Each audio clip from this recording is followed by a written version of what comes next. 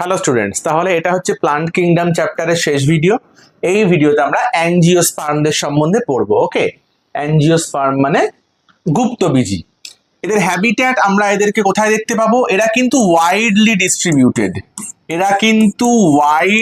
Distributed. অর্থাৎ আমরা কিন্তু পৃথিবীর অলমোস্ট সব জায়গাতেই দেখতে পাবো। আমরা আশেপাশে যত গাছ দেখি, আম, জাম, কাঁঠাল, কলা, বট, অশ্বত্থ, ধান, গম, সব কিন্তু অ্যাঞ্জিওস্পার্মের মধ্যেই পড়বে। তাহলে ওয়াইডলি ডিস্ট্রিবিউটেড দেখেই বুঝতে পারছি, যেখানে গরম পড়ে সেখানেও পাওয়া যায়, যেখানে ঠান্ডার অঞ্চল সেখানেও পাওয়া যায়, বৃষ্টি যে অঞ্চলে হয় সেখানেও পাওয়া যায়, যেখানে বৃষ্টি কম হয় সেখানেও পাওয়া যায়। তো সব রকম মোটামুটি জিওগ্রাফিক্যালি যদি ডিস্ট্রিবিউশন দেখি, তো ওয়াইডলি ডিস্ট্রিবিউটেড, সব জায়গাতেই মোটামুটি পাওয়া যায়। যদি এদের স্ট্রাকচার দেখি, এরা সব থেকে উন্নত উদ্ভিদ, তাহলে অবশ্যই এদের আমরা কিন্তু রুট, স্টেম, লিফ এগুলো অবশ্যই দেখতে পাবো। এই নিয়ে বলার কিছু নেই। তাহলে রুট, স্টেম, লিফ আমরা অবশ্যই দেখতে পাবো। রুট, স্টেম, লিফ তো সেই টেরিডোফাইটা থেকেই শুরু হয়ে গেছে, তো এর তো তার থেকে অনেক উন্নত ডিভিশন। তো এর মধ্যে আমরা রুট, স্টেম, লিফ পাবো। তাদের বিভিন্ন রকমের মডিফিকেশন হতে পারে, বিভিন্ন রকমের টাইপস হতে পারে, সেগুলো আমরা মরফোলজি চ্যাপ্টারে পড়বো। এই চ্যাপ্টারে সেগুলো পড়ার বিষয় নয়। যদি এদের মেইন প্লান্ট বডি আমরা দেখি, এদের কিন্তু মেইন প্লান্ট বডি হচ্ছে স্পোরোফাইট। এদের কিন্তু মেইন প্লান্ট বডি হচ্ছে স্পোরোফাইট। আমরা এতদিনে স্পোরোফাইট, গ্যামেটোফাইট খুব ভালো করেই বুঝে গেছি। তাহলে স্পোরোফাইট মানে যে ডিপ্লয়েড প্লান্ট বডি, বলার কিছুই নেই। তার মানে আমরা বাড়ি থেকে বেরোলেই যে আম গাছটা দেখতে পাই বা যে জাম গাছটা দেখতে পাই, সেই আম গাছের যে মূল কাণ্ড, পাতা, সেটা তাহলে কিসের অংশ, কোন লাইফ সাইকেলের কোন ফেজের অংশ? স্পোরোফাইট। ঠিক আছে, তাহলে আমরা আশেপাশে যত গাছ দেখতে পারি, তাদের যে কোন জীবদ্দশার কোন স্টেজ দেখি আমরা দেখি হচ্ছে স্পোরোফাইট। এই নিয়ে যেন ভবিষ্যতে আর কোনো ডাউট না থাকে। ওকে, তাহলে স্পোরোফাইট মানে 2N। আমরা এবারে দেখব যে এদের সঙ্গে জিমনোস্পার্মদের কি পার্থক্য। আমি জিমনোস্পার্মের কয়েকটা কথা আরেকবার বলে দিই। জিমনোস্পার্ম হচ্ছে ঠিক এর আগের ডিভিশনটা জিমনোস্পার্ম। আমরা দেখেছি যে জিমনোস্পার্মে নেকেড সিড, অর্থাৎ সিড তৈরি হয় কিন্তু ফ্রুট তৈরি হয় না, তাই না? জিমনোস্পার্মের ক্ষেত্রে সিড তৈরি হয় কিন্তু ফ্রুট তৈরি হয় না। অ্যাঞ্জিওস্পার্মে কিন্তু সিডও তৈরি হবে এবং সিডটা অবশ্যই থাকবে ফলের ভেতর বা ফ্রুটের ভেতর। জিমনোস্পার্মের ক্ষেত্রে সিড যে তৈরি হতো, সিডটা কি থেকে তৈরি হয়েছিল? সিডটা তৈরি হয়েছিল ওভিউল থেকে, ডিম্বক থেকে। কিন্তু যেহেতু ওভারি ছিল না, ওভারি না থাকার জন্য ফ্রুট তৈরি হয়নি, কিন্তু ওভিউল থাকার জন্য সিড তৈরি হয়। সেটা বাইরে থেকে ওপেনলি দেখা যায়। এক্ষেত্রে কিন্তু আমরা দেখব যে ওভিউল তো থাকবে, ওভিউলটা ওভারির মধ্যে থাকবে, ডিম্বকটা ডিম্বাশয়ের মধ্যে থাকবে। ফলে যখন ডিম্বকটা বীজে রূপান্তরিত হবে, ডিম্বাশয়টা ফলে রূপান্তরিত হবে। ফলে ফলের মধ্যে বীজ থাকবে, বীজকে আমরা বাইরে থেকে দেখতে পাবো না। তাই আমরা এদেরকে বলি গুপ্ত বীজি উদ্ভিদ বা অ্যাঞ্জিওস্পার্ম। বীজটা গুপ্ত অবস্থায় থাকবে ফলের মধ্যে। ক্লিয়ার? জিমনোস্পার্মে মেল কোন এবং ফিমেল কোন সৃষ্টি হয় না? মেল কোন এবং ফিমেল কোন নিশ্চয়ই মনে আছে। মেল কোন, ফিমেল কোন আমরা আগের ভিডিওতেই পড়েছি। মেল কোন, ফিমেল কোন। মেল কোন মানে যে সবকটা যে স্পোরোফিল সব হচ্ছে মাইক্রোস্পোরোফিল, এবং এই মাইক্রোস্পোরোফিলে যে স্পোরেঞ্জিয়াম গুলো থাকবে সব হচ্ছে মাইক্রোস্পোরেঞ্জিয়াম। তাহলে এটা ছিল মেল কোন। ফিমেল কোনে কি হয়? ফিমেল কোনে সব মেগাস্পোরোফিল উৎপন্ন হয় এবং মেগাস্পোরোফিলে মেগাস্পোরেঞ্জিয়াম থাকে। এগুলো হচ্ছে মেগাস্পোরেঞ্জিয়াম, তাই তো? মেগাস্পোরেঞ্জিয়ামকে আমরা আরেকটা কি নামে ডেকেছিলাম? আমরা বলেছিলাম ওভিউল বা ডিম্বক, তাই তো? তাহলে মেল কোন, ফিমেল কোন আমরা দেখেছি জিমনোস্পার্মে। আমরা কি অ্যাঞ্জিওস্পার্মে এরকম কোন দেখবো? না, অ্যাঞ্জিওস্পার্মে আমরা কিন্তু আর কোন দেখতে পাবো না। মেল কোন, ফিমেল কোন সেপারেটলি দেখতে পাবো না। তার জায়গায় কিন্তু অ্যাঞ্জিওস্পার্মে চলে এসছে ফুল বা ফ্লাওয়ার, যার মধ্যেই কিন্তু সেক্সুয়াল অর্গানগুলো থাকবে এবং গ্যামেট ফর্মেশন হবে। তাহলে আমরা অ্যাঞ্জিওস্পার্মে যে ফ্লাওয়ার বা ফুল দেখব, এই ফুলটা কোন স্টেজে দেখব? স্পোরোফাইটিক দশায়, তাই না? আম গাছে ফুল হয়, তাই তো? জবা গাছে ফুল হয়, তাহলে ফুলটা কি কোন ফেজে হচ্ছে? স্পোরোফাইটিক ফেজে। তাহলে আমরা এবার দেখি যে এদের ফুলের মধ্যে কি হয়। এই ধরো এদের ফুল, এই ধরো এদের থ্যালামাস বা রিসেপ্টাকেল, যখন ফুল নিয়ে পড়বো তখন এই পার্টগুলো ভালো করে আমরা জানবো। ওকে, এই ধরো বৃতি বা ক্যালিক্স, এই ধরো করোলা বা দলমণ্ডল। আর কি থাকবে? আর থাকবে হচ্ছে এদের অ্যান্ড্রোসিয়াম বা স্ট্যামেন, এবং থাকে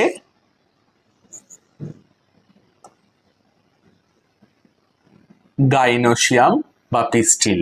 আমাদের তাহলে এই যে ফুলটা আমি আঁকলাম, একটা টিপিক্যাল ফ্লাওয়ারের ছবি আঁকলাম, তাহলে আমাদের আপাতত এই চ্যাপ্টারে কাজের জিনিস কোনটা? আমরা ফুলের বিভিন্ন পার্ট তো মরফোলজি চ্যাপ্টারে পড়বো। আপাতত আমাদের কাজের এইটা, যেটা হচ্ছে গাইনোসিয়াম, এবং এইটা যেটা হচ্ছে অ্যান্ড্রোসিয়াম। ওকে, মানে বাংলায় বলা হয় পুংকেশর, এবং গাইনোসিয়াম মানে হচ্ছে গর্ভকেশর।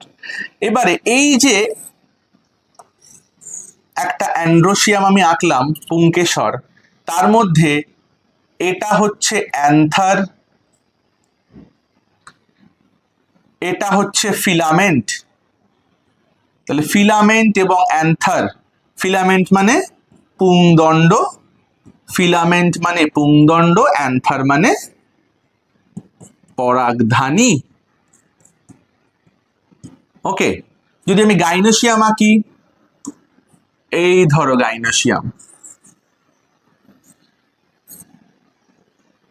তার মধ্যে পার্টগুলো কি কি? এটা হচ্ছে ওভারি, এটা হচ্ছে স্টাইল, এটা হচ্ছে স্টিগমা। Ovary, style, stigma. বাংলায় কি বলা হয়? ডিম্বাশয় বা গর্ভাশয়, গর্ভদণ্ড এবং গর্ভমুণ্ড, এগুলো আমরা জানি। তাহলে ফুলে আমরা অ্যাঞ্জিওস্পার্মে আমরা কোন দেখবো না, মেল কোন ফিমেল কোন দেখবো না, আমরা ফ্লাওয়ার দেখবো। সেটা হতে পারে ইউনিসেক্সুয়াল, বাইসেক্সুয়াল, সেসব হতে পারে। আমি আপাতত টিপিক্যাল ফ্লাওয়ার নিয়েছি, অর্থাৎ বাইসেক্সুয়াল ফ্লাওয়ার, যার মধ্যে মেল পার্ট এবং ফিমেল পার্ট দুটোই আছে, অ্যান্ড্রোসিয়াম গাইনোসিয়াম আছে। এবারে এই অ্যান্ড্রোসিয়ামে যে অ্যান্থার, এই অ্যান্থারের মধ্যে থাকে হচ্ছে মাইক্রোস্পোরাঞ্জিয়াম। ওকে, তাহলে এর মধ্যে থাকে হচ্ছে মাইক্রোস্পোরাঞ্জিয়াম। এত অব্দি ক্লিয়ার? এই যে ওভারি আঁকলাম, ওভারির মধ্যে থাকে হচ্ছে ওভিউল। এই ধরো ওভারির মধ্যে থাকে ওভিউল, ওভিউল মানে কি? ডিম্বক। তাহলে ওভারির মধ্যে আমি এটা কি আঁকলাম? এটা আঁকলাম হচ্ছে ওভিউল। ওভিউলকে আমরা বলতে পারি মেগাস্পোরাঞ্জিয়াম, তাই না? জিমনোস্পার্মে আমরা কি দেখলাম? মেগাস্পোরাঞ্জিয়ামকেই আমরা ওভিউল বলছিলাম, কিন্তু সেক্ষেত্রে মেগাস্পোরাঞ্জিয়াম গুলো ওপেন ছিল না, তার বাইরে অন্য কেউ কিছু ছিল। এখানে কিন্তু দেখো ওভারির ভেতরে ওভিউল গুলো, তার মানে ওভিউল কিন্তু এখানে এক্সপোজড নয়। এই ওভিউলের মধ্যে উৎপন্ন হয় একটা স্ট্রাকচার, যে দেখতে হয় এরকম ধরনের। দাঁড়াও, যে দেখতে হয় এরকম ধরনের। এই ওভিউলের মধ্যে এই যে স্ট্রাকচারটা তৈরি হলো, একে আমরা বলি এমব্রায়োস্যাক।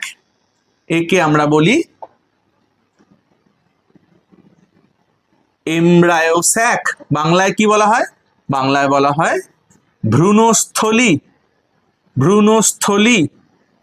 ওকে, এই এমব্রায়োস্যাকটাই কিন্তু অ্যাঞ্জিওস্পার্মের ক্ষেত্রে ফিমেল গ্যামেটোফাইট। আমরা বহুবার বলেছি যে গ্যামেটোফাইট মানে তার মধ্যে গ্যামেট উৎপন্ন হবে। আমি এই এমব্রায়োস্যাকটাকে বাইরে বড় করে আঁকি। এই ধরো একটা এমব্রায়োস্যাক, এই এমব্রায়োস্যাকের মধ্যে এরকম তিনটে সেল থাকে, যারা হচ্ছে প্রতিপাদক কোষ বা সিনার্জিডস। আপাতত এগুলো খুব ডিটেলে লাগবে না, কারণ এই ব্যাপারটা কিন্তু ডিটেলে আমরা পড়বো ক্লাস 12-এ, সেক্সুয়াল রিপ্রোডাকশন ইন ফ্লাওয়ারিং প্ল্যান্টে। মাঝখানে থাকে হচ্ছে দুটো পোলার নিউক্লিয়াস, ধরো এই একটা পোলার নিউক্লিয়াস, এই একটা পোলার নিউক্লিয়াস, দুটো হ্যাপ্লয়েড পোলার নিউক্লিয়াস। এরা সবাই কিন্তু হ্যাপ্লয়েড, হ্যাঁ, কারণ এই মেগাস্পোরাঞ্জিয়াম বা ওভিউল তো ডিপ্লয়েড ছিল। মেগাস্পোরাঞ্জিয়ামের মধ্যে মিওসিসের ফলে উৎপন্ন হয়েছে এই এমব্রায়োস্যাক বা ভ্রূণস্থলী, ফলে এর কিন্তু প্রত্যেকটা সেল হচ্ছে হ্যাপ্লয়েড। এদিকে থাকে হচ্ছে একটা যেটা সব থেকে কাজের, এই ধরো ওভাম, এবং ওভামের দুদিকে দুটো থাকে হচ্ছে সহকারী কোষ। ওকে, সরি আমি এটা সিনার্জিস ভুল করে লিখেছি, এগুলো হচ্ছে অ্যান্টিপোডাল সেল, সরি, এগুলো হচ্ছে অ্যান্টিপোডালস, কারেকশন করে নাও, এগুলো হচ্ছে অ্যান্টিপোডালস। অ্যান্টিপোডালস মানে হচ্ছে প্রতিপাদক কোষ। ওকে, প্রতিপাদক কোষ, এরা সবাই কিন্তু হ্যাপ্লয়েড। তাহলে এই মাঝখানের এটা হচ্ছে সব থেকে আমাদের কাজের, এটা হচ্ছে ওভাম বা এগ, যে হচ্ছে হ্যাপ্লয়েড, এবং তাকে ঘিরে দুটো হচ্ছে সিনার্জিড বা সহকারী কোষ, এরা হচ্ছে সিনার্জিড বা বাংলায় বলা হয় সহকারী কোষ। এত অব্দি ক্লিয়ার? তাহলে অ্যাঞ্জিওস্পার্মে বা ফ্লাওয়ারিং প্লান্টে, ফুল হয় তাই ফ্লাওয়ারিং প্লান্ট, তাদের ফিমেল গ্যামেটোফাইট কাকে বলবো? ফিমেল গ্যামেটোফাইট আমরা বলবো এমব্রায়োস্যাককে। তাহলে এই ফিমেল গ্যামেটোফাইটটা কি ফ্রি লিভিং? না, ফিমেল গ্যামেটোফাইট সব সময় থাকবে কিন্তু এই এই যে আমাদের ডিম্বক, ডিম্বক বা ওভিউল, ডিম্বক বা ওভিউলের ভেতরে কিন্তু ফিমেল গ্যামেটোফাইট থাকবে, এবং আমরা কিন্তু খালি চোখে এই ফিমেল গ্যামেটোফাইটকে দেখতে পাবো না। ওকে, চলে আসি মেল স্ট্রাকচারে। তাহলে মেল স্ট্রাকচারে আছে মাইক্রোস্পোরাঞ্জিয়াম। মাইক্রোস্পোরাঞ্জিয়ামের মধ্যে উৎপন্ন হয় হচ্ছে পোলেন গ্রেন, অসংখ্য পোলেন গ্রেন উৎপন্ন হয়। আমি একটা পোলেন গ্রেনকে বাইরে আঁকছি, তাহলে পোলেন গ্রেন দেখতে হয় এরকম, এই ধরো পোলেন গ্রেন, পোলেন গ্রেনের বাইরে এরকম এক্সাইনের স্ট্রাকচার থাকে, এক্সাইন, ঠিক আছে, একদম বাইরের যে কোটিংটাকে বলা হয় এক্সাইন, এখন দরকার নেই, আমরা 12-এ গিয়ে পড়বো। ভেতরেরটা হচ্ছে ইনটাইন, এবং এই পোলেন গ্রেনের মধ্যে কিন্তু একটা থাকে হচ্ছে টিউব নিউক্লিয়াস, এবং এর মধ্যে দুটো উৎপন্ন হয় শুক্রাণু বা স্পার্ম। তাহলে পোলেন গ্রেনের মধ্যে এই পুরো স্ট্রাকচারটা হচ্ছে পোলেন গ্রেন, পোলেন গ্রেনে থাকে হচ্ছে শুক্রাণু বা স্পার্ম। স্পার্ম কিরকম? হ্যাপ্লয়েড। তাহলে মাইক্রোস্পোরাঞ্জিয়াম কিরকম ছিল? ডিপ্লয়েড। মাইক্রোস্পোরাঞ্জিয়ামের মধ্যে মিওসিসের ফলে উৎপন্ন হয়েছে পোলেন গ্রেন, ঠিক তো, পোলেন গ্রেন। তাহলে এই পোলেন গ্রেনটাকে আমরা বলতে পারি যে পোলেন গ্রেনটা হচ্ছে মেল গ্যামেটোফাইট, পোলেন গ্রেনটা হচ্ছে মেল গ্যামেটোফাইট। আমরা কিন্তু এই পোলেন গ্রেনের নাম কিন্তু আমরা জিমনোস্পার্মেও পেয়েছিলাম, তাই না? তাহলে এই পোলেন গ্রেনটা হচ্ছে মেল গ্যামেটোফাইট, মেল গ্যামেটোফাইট অবশ্যই হ্যাপ্লয়েড, তার মধ্যে আছে মেল গ্যামেট বা স্পার্ম। এমব্রায়োস্যাকটা হচ্ছে ফিমেল গ্যামেটোফাইট, এমব্রায়োস্যাকও হ্যাপ্লয়েড। তাহলে ফিমেল গ্যামেটোফাইটের মধ্যে আছে ফিমেল গ্যামেট বা ওভাম। এত অব্দি ক্লিয়ার? তাহলে এই পরাগধানী বা অ্যান্থার থেকে এই পরাগ রেণুগুলো বা পোলেন গ্রেনগুলো বায়ুর মাধ্যমে হোক, জলের মাধ্যমে হোক, বা অন্যান্য কোনো প্রাণীর মাধ্যমে হোক, পরাগযোগ ঘটবে, গিয়ে পড়বে কোথায়? এই পরাগ রেণু গিয়ে গিয়ে পড়বে এই গর্ভমুণ্ডে বা স্টিগমাতে। তারপর এখান থেকে পোলেন টিউব তৈরি হয়, পোলেন টিউব আলটিমেটলি এই গর্ভদণ্ড বা স্টাইল ভেদ করে গিয়ে প্রবেশ করবে ওভিউলের মধ্যে। ফাইনালি এই যখন এমব্রায়োস্যাকের কাছাকাছি চলে আসবে এবং এমব্রায়োস্যাকে প্রবেশ করবে, দেখো একটা পোলেন গ্রেনের মধ্যে কটা স্পার্ম আছে? একটা, দুটো, তাই না? এই 1 নম্বর, এই 2 নম্বর, দুটো স্পার্ম আছে।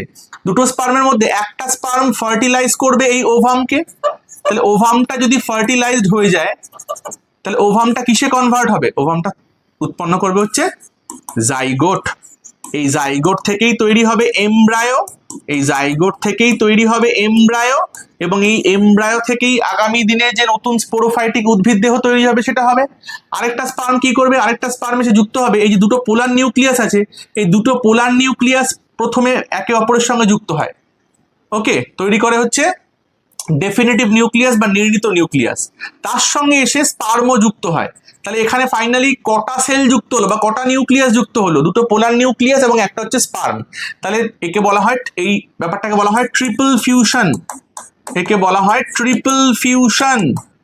দুটো যে পোলার নিউক্লিয়াস ছিল তারা কেমন ছিল? হ্যাপ্লয়েড ছিল। স্পার্ম কেমন ছিল? হ্যাপ্লয়েড। তাহলে দুটো পোলার নিউক্লিয়াস হ্যাপ্লয়েড হ্যাপ্লয়েড মিলে হলো ডেফিনিটিভ নিউক্লিয়াস, ডিপ্লয়েড, তার সঙ্গে স্পার্ম যুক্ত হলো। তাহলে এই যে স্ট্রাকচারটা তৈরি হলো একে আমরা বলবো এন্ডোস্পার্ম নিউক্লিয়াস বা এন্ডোস্পার্ম তৈরি হবে এখান থেকে। তাহলে এই শস্য নিউক্লিয়াস বা এন্ডোস্পার্ম নিউক্লিয়াস শস্য নিউক্লিয়াস বা এন্ডোস্পার্ম নিউক্লিয়াস, তাহলে ট্রিপ্লয়েড বা 3N। কেন বুঝতে পেরেছো?